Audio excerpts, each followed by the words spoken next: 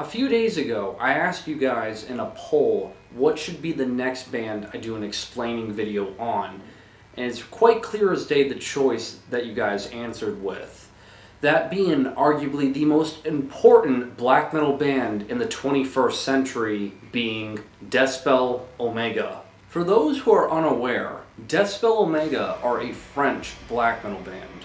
Originally this was a side project for the guitarist Hayes Jarl, but after his main band Lorn disbanded back in 1999, he put his main focus onto Deathspell Omega and included the previous members from the band Lorn into Deathspell Omega, such as the vocalist Shagzul, their bassist Chaos, and their drummer Johan.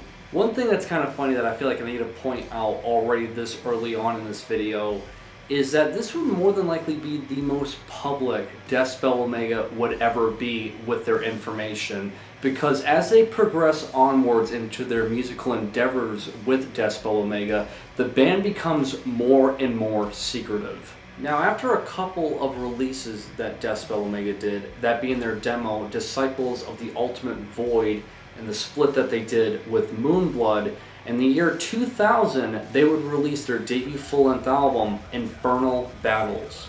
This album is very much so ignored a lot by the Deathspell Omega fan base, as it's so vastly different from everything else they would do from 2004 to present day, which obviously I'll get to later on in this video. But to break it down in simple terms, this album is just basically a very tried and true black metal album that borrows influences from both second wave and first wave black metal. Case in point, in the year 2000, Deathspell Omega did an interview for Northern Heritage, and they talked about some of the musical influences that they had. And Deathspell Omega said straight up that a majority of the music they were listening to was black metal. And it's quite apparent when you listen to Infernal Battles that you can hear influences from something of a mixture between the dark, aggressive, thrashy nature of something out of like an early Bathory album meets the cold and sinister atmosphere of something out of like Gorgoroth's debut full-length album Pentagram. Those styles kind of being melded together on this. The only other thing to point out with this album is that this would be the only full length that Deathspell Omega would ever release where it would actually have a drummer credited on the notes. Again, that being Johan, the original drummer for Deathspell Omega. After this, it would never be credited again as to who is the drummer for this band. 2 years later, in the year 2002, Deathspell Omega would release their sophomore full-length album, Inquisitors of Satan. Stylistically, this album isn't that much different from Infernal Battles, other than the fact that the production value is a little bit more beefed up, and the influence now isn't so integrated in blending both first wave and second wave styles of black metal. If anything, it's more straightforward on the second wave black metal approach, being more reminiscent to something you would hear from like Darkthrone's Ablaze in the Northern Sky. Now, from personal experiences, from what I've noticed, is that when it comes to the relationship between Deathspell Omega and the black metal fan base, there are two types of people out there when the discussion's brought up about this band. You either come across people who only enjoy the first two Deathspell Omega albums, as it has that, again, very tried and true approach to black metal that has influences and sounds that's very reminiscent from bands of the past. And they tend to dislike everything that would be released after Inquisitors of Satan. Or you come across people who really don't care at all for the first two Deathspell Omega albums, as they're very redundant and not anything new for black metal, and prefer everything past Inquisitors of Satan.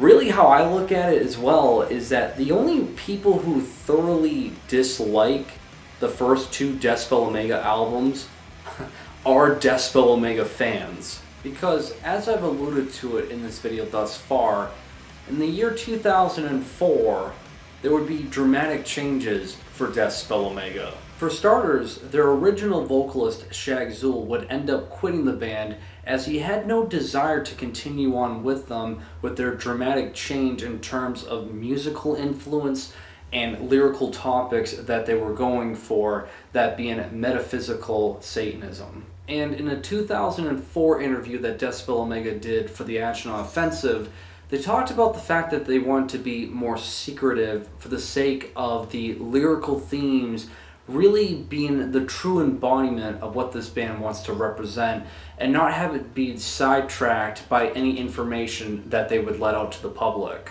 And to address the elephant in the room here, also in that interview, they announced that they would have a new vocalist, and this would be the only time they would announce it publicly, that being Miko Aspa.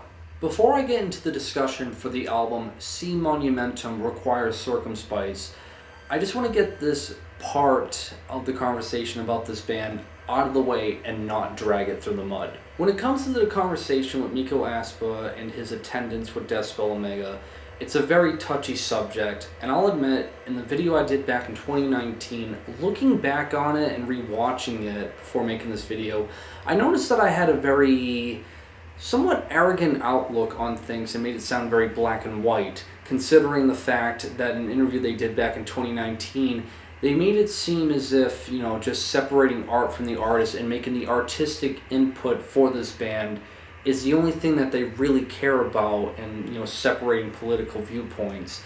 And I think a huge reason as to why they think this is that they take great influence in terms of their viewpoints and Deathspell Omega's viewpoints in terms of lyrics from the French philosopher Georges Bataille. And reading a short biography on this individual, he had a strong distaste for both left-wing and right-wing viewpoints. As most philosophers, it kind of transcends these ideas and questions so much that it becomes something entirely all new to itself. And while, yes, it's totally normal to have distaste for left-wing ideas and right-wing ideas, I think, you shouldn't have any problems at all having these feelings or thoughts. At the end of the day, one thing I really didn't think of and should have considered is that you can have these thoughts, but it doesn't exclude you from any sort of backlash from other individuals. Personally, how I view it, and this may not be the most favorable thing, but I think it's the most tasteful and respectful, is that it ultimately just comes down to the listener. Whether or not you think it's within your standards to listen to this band or not. And that's just really as far as I can go without making this basically a war in the comments as to how this, certain aspect about this band should be discussed. With that out of the way, let's finally get back to talking about the music of Deathspell Omega. And in 2004, they released their third full-length album, Si Monumentum Requires Circumspice. Musically, this album is dramatically different from everything they've done prior to it, as it's a lot more technical, progressive, and transcends them into more of an avant-garde black metal band that for their time there wasn't really any black metal bands going down this unorthodox approach other than maybe Ved Buen's End with their album Written in Waters, but that album came out back in 1995, almost a whole decade previous to Si Monumentum. And if I'm really splitting hairs here, the only band that slightly even mirrored Deathspell Omega's approach back in 2004 would have been Bluthaus Nord with their 2003 album, The Work Which Transforms God, that is very ambitious and has a lot of experimentation, but doesn't come even close to the technicality and abstract nature of Si Monumentum. If anything, what Deathspell Omega was doing in terms of the musical structure on this album is that they were creating black metal ballads with the ambition and presentation they showcased.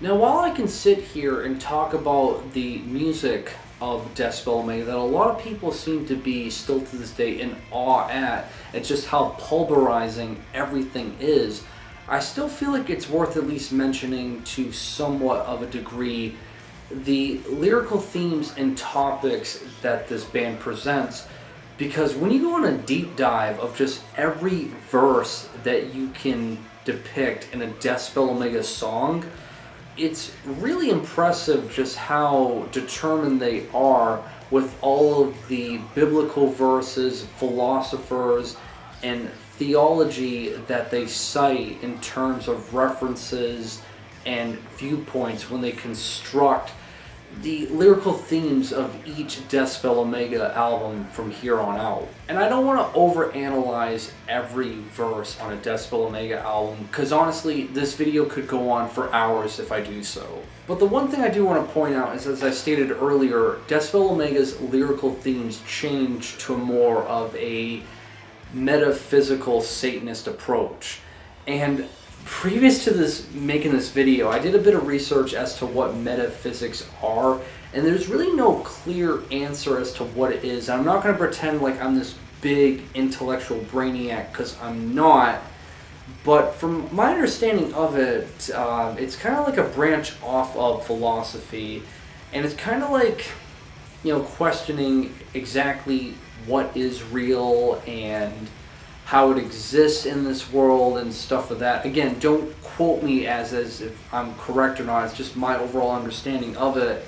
And from what I gather, what Deathspell Omega tries to do with this metaphysical Satanist approach is that Satan or Satanism is not like this physical, real thing. But what does make him real is the conversations, the theology, the biblical verses, and just his overall thought and entity that's present in this world that we've created about him is what makes, again, Satanism real. And they try to, I guess, blend this viewpoint together with their trilogy that they did with these albums, that being, again, obviously C Monumentum, Fas Ite, and Paracletus, where it feels like it's a trilogy as to the overall understanding and philosophy and theology with the relationship between man, God, and Satan. And what I gather researching this album, and can I say it's really impressive that there were people on Reddit who spent the time citing each individual verse on this album, to where each biblical verse or each philosopher's ideas come from on this album. It's really impressive that people would do this. But from what I gather on this album, the themes about it are the relationship between man and Satan. As for the album title, when it's translated from Latin, it goes, "If you will seek a monument, look around you." That is a direct quote off the tomb of the English architecture Christopher Wren, who did the architecture for the St. Paul Cathedral, stating that if you want to see his work and witness it, look around you in terms of the architect of that cathedral. However, the destruction and demise of that cathedral would happen on the year 1666, ironically enough, of the Great Fire of London, showcasing the destructive nature of mankind and how that is co-aligned to that in terms of Satanism. What this album really tries to ask is, who's Earth's domain for? Is it for God or Satan? Because in the song Solified One, there's a direct quote from the poem written by Elizabeth Browning, that being from A Drama of Exile, the quote, "The heart of a lost angel is in the earth." And as you guys know, God basically kicked Satan out of heaven and smited him right through the earth into what is, hell, basically.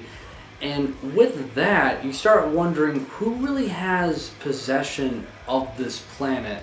Because if God is up there in heaven doing his thing, and Satan is down here on earth, in the center of it in hell, who's really in charge and control here? And I think that's what this album really starts to ask when you start depicting all the quotes and lyrics into each song. Because with the album title, "If you seek a monument, look around you," is basically how it's phrased, then it would mean that all of this is Satan's monument in this metaphysical viewpoint. That, or I'm totally off and I'm being very pretentious, but when you look into the lyrical themes of this album, really any Deathspell Omega album, it's like you're really figuring out a jigsaw puzzle that really doesn't have a true endpoint in terms of the full understanding about it. And side note, before I move on any more into the discography of Deathspell Omega, if at any point you disagree with me or I seem to be totally off the mark in terms of what the meaning is about this album, I have no shame in being called out for it, because I'd like to understand too. And no matter how much I try to read the synopsis that people make of these albums, there's always like a different viewpoint I have on them. So again, I welcome all discussion, agreements, and disagreements on everything that I say. Fast forward to 2007, and Deathspell Omega would release their fourth full-length album, which hopefully I say somewhat correctly, that being Fas ite maledicti ig in Infernal. And from what I searched up, that translates from Latin to divine law, go ye cursed into eternal fire. Musically, this album is just as frantic and chaotic as everything they've done thus far in terms of the transition musically. However, I've noticed there are some interlude tracks on this album that utilizes a bit of ambience, showcasing in terms of the musical side of things, they're always willing to experiment and keep the listener off balance. Personally, how I view it in terms of the artistic and musical side of things on this album, it's one of their best albums. As for the lyrical side of things on this album, I promise I won't get too pretentious and dive too deep into it. The writing's kind of on the wall here, because as the trilogy goes, it's the relationship between, man, God, and Satan and church, that I think this album is really showcasing the relationship between man and God. Because as I stated earlier, the album title is Divine Law, Go Ye Cursed into Eternal Fire. And as you can see on the album artwork, it showcases a man being tossed out or falling from somewhere. And judging by the beams of light stretching out from the top of the album outwards, more than likely it's heaven. From what I understand with the lyrical themes on this album is that the reach of this divine nature that we want of God is going to be always out of our reach. Mankind just being so flawed is something that makes this desire and mission for us, for this sense of salvation, seem futile. In this metaphysical sense, as we create God, that He's this perfect divine entity, yet how flawed we are, it's just always doomed to failure. And the album artwork and album title showcases that it's always going to be this repeated cycle. 3 years later, in 2010, Deathspell Omega would release what a lot of people consider to be their magnum opus, that being Paracletus. I've talked about this album a handful of times here on my channel, and I state that to this day it's still one of the greatest black metal albums ever. It's equivalent to that of capturing lightning in a bottle and riding its energy off for 40 minutes, because the musicianship, technicality, composition, and just energy this album radiates is really unlike anything you can hear in black metal. And I know it's becoming this massive influence for all of these black metal bands that want to go down either a technical, avant-garde, or dissonant approach. It's become this massive influential album and band, and rightfully so. And to be honest, to this day, there's very few, if any, bands that even rival the energy and sound of this album. That I know I stated it earlier in this video, and it's a bold statement to claim that Deathspell Omega are one of the most important black metal bands of the 21st century. But when you listen to this album in its entirety, it's really hard to debate against that claim. As for the themes on Paracletus, it really doesn't have anything to do in terms of the relationship of man, the church, God, or Satan, or anything like that, but it is a part of this trilogy. Now, the word Paracletus comes from ancient Greek for he who is sent for, and in Christian scripture, it was for discussing the Holy Spirit. Now, I'm going off of a whim here in terms of what the themes are with this album, and just going off of what I can gather, the album artwork and the sound of this album especially, But I think this whole album has to just wrap around the idea of like Satan's retaliation to God with this like impending war that's always kind of like hyped up, that was bound to happen at some point between God and Satan. Just, looking at the album artwork of this seven-headed beast with the fire and raging kind of like violent nature of it, I feel like that's what it kind of implies at face value.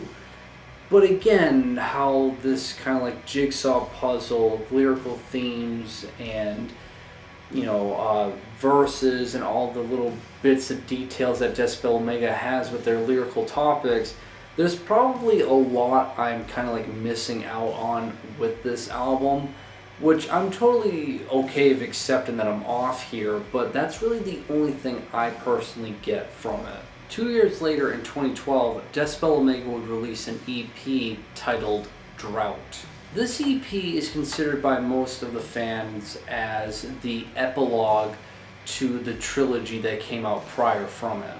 On the musical side of things, this is Deathspell Omega at their frontal assault and most aggressive out of all of their releases. That I want to say, if you're trying to get into Deathspell Omega on the more experimental side of things, and you're just an extreme metal junkie, this is honestly the best place to start, as it doesn't really hold back any punches. Like, this really is a very just aggressive album. I can't emphasize that enough. That their song being Abrasive Swirling Murk, which is a perfect song title to just summarize what Deathspell Omega sounds like, is a great representation of everything I just said to summarize this album on the musical aspect. As for the lyrical themes on this release, the themes are really up front and center on it. The album artwork for this release was partially inspired by a photograph taken by Marco Cruz of a photo of this woman named Andrea Garcia, who used to be a farmer who suffered blindness from cataracts and ended up dying from lung cancer in 1998. How the photograph of this woman ties in with the themes of this album is that even though she suffered all of that illness, she never gave up her faith in God. And I think what Drought tries to convey here is just how cruel the divine rule of God really is. That with all this suffering that we have, whether going through a drought or famine or an illness, no matter how much we have our faith in this, entity of God, where is He to help us out? And I know this is something that really isn't all of that, groundbreaking, as this whole topic has been discussed in metal for decades and is still going on to this day. But it's always something that really makes me kind of like question just the faith of Christianity and really just faith of anything to do with theology as a whole. And is it something that we're just kind of imprinted in our minds to always have this type of feeling, even when it feels hopeless, just to give us some sense of belief? Or again, just like most of the themes dealing with religion and downfall and just, the futility of mankind, are we just always doomed to repeat these events and emotions and feelings for eternity? With the trilogy concluded with the themes to do with the relationship of man and Christianity basically as a whole, Deathspell Omega's themes started changing up a little bit more. Because in 2016, with their album The Synarchy of Molten Bone, they start becoming a bit more political. Now, to keep the trend going here, musically, this album isn't all that favorable by people who enjoy the more technical and progressive approach of Deathspell Omega, mainly because the production value on this album is arguably really thin, as the drums have like this certain, kind of like sound to it that can be a bit obnoxious and kind of obliterates the, crazy violent nature of the guitars. And again, as I stated, the mixing and mastering is a bit thin on the drumming aspect on this album. But other than that, it just kind of feels like a, you know, Deathspell Omega album that they're just kind of sticking to their guns of what made them have a bit of success with this unorthodox approach. But there's really no standout features about this album other than the album title having the word synarchy in it. Because the word synarchy is the joint rule or government done by either multiple individuals or two parties. And what those parties or individuals could be again the relationship of, you know, politics that blends itself together with more than likely church, as again Deathspell Omega has this fascination with the themes to do with Christianity in any sort, whether it be the divine power of God or the relationship with you know, Satanism and humanity. So I feel like with just this album title and briefly going through some of the themes, Deathspell Omega is treading into more political topics. And that becomes very apparent on their follow-up album, that being The Furnaces of Palingenesia. An album that has to do with themes in this narrative, I guess, criticism and standpoint on this type of rule that would be very similar to that of totalitarianism.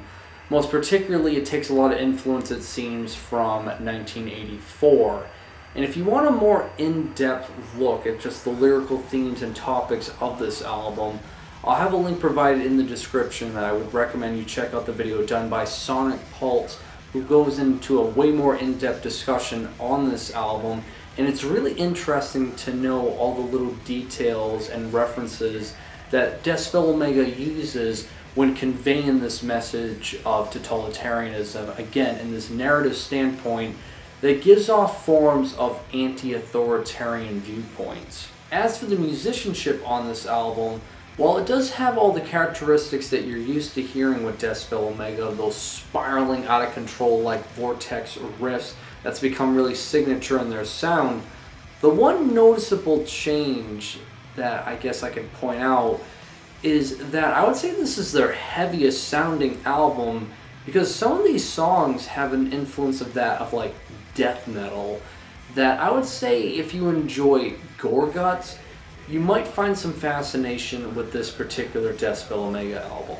This now takes us to their latest full-length album as of yet, released last year, being The Long Defeat. Now this album I really haven't spent that much time with, as musically I feel like Deathspell Omega now is taking a bit more risks in terms of the experimentation. It's not as energetic and vapid and crazy as previous albums, and they go more into this left field mid-paced approach. Vocals on here I'm pretty sure are more than just Miko Aspa at this point, although I don't deny that he's still a part of the band in some way, shape, or form, as there's no way to, you know, conclude whether or not that it's true or false. However, I just feel like it's kind of a step back for them musically, and I don't want to devalue this album to the sense of it's not worth checking out, but it's definitely not something that, for me personally, that I gotta at least be a little honest here, I would really recommend to anyone trying to get into Deathspell Omega on the musical side of things with them.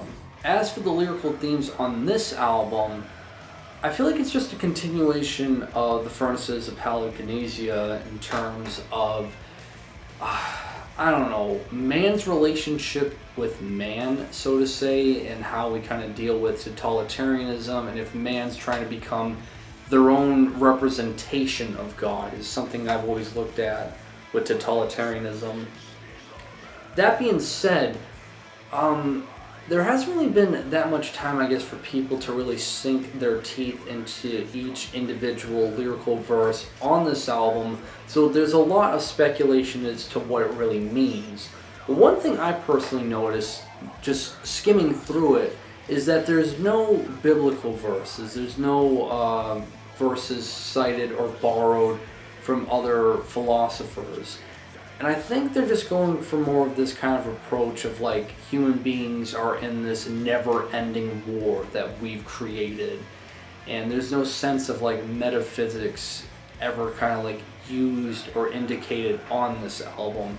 Again, maybe it's something that's going over my head that I don't understand, or I'm just personally, again, getting too pretentious with the themes of Deathspell Omega. Regardless, though, I find it kind of fun to always kind of dive into this puzzle that Deathspell Omega provides to the listener with all these lyrical verses. But as to how I see it, it kind of just comes off like, us human beings are in this never-ending war that we've created. Because with the song title like The Long Defeat, it kind of feels like it's playing on to those sort of themes. In conclusion, I do believe that what Deathspell Omega has done is nothing short of incredible in their discography. I know I've stated it multiple times, but I do believe they are one, if not the most important black metal band of the 21st century. Their impact and the influence they've laid out in black metal is impossible to ignore, and there's been so many bands that take such obvious influence from it. And I think without them, black metal would kind of become a bit stagnant in terms of creativity and ideas being thrown out there. And what they did, they opened up the floodgates for so many musicians to just think outside the box and showcase that black metal is so much more than just the cliches that were brought forth in the first wave black metal scene to the second wave black metal scene. And I've just noticed from all newer black metal bands that I've come across, it's really impossible not to notice some of the influence that they take from Deathspell Omega whenever they're labeled as a avant-garde black metal band, or an unorthodox black metal band, or a dissonant black metal band. 9 out of 10 times, they're always compared to Deathspell Omega. So again, to state it one more time, I truly do believe that Deathspell Omega are one of the most important black metal bands of the 21st century. And that'll do it for this video, guys. Like always, everything I talked about will be linked below in the description. And yeah, other than that, like always, guys, make sure you guys drink plenty of water to stay hydrated, and have a great day.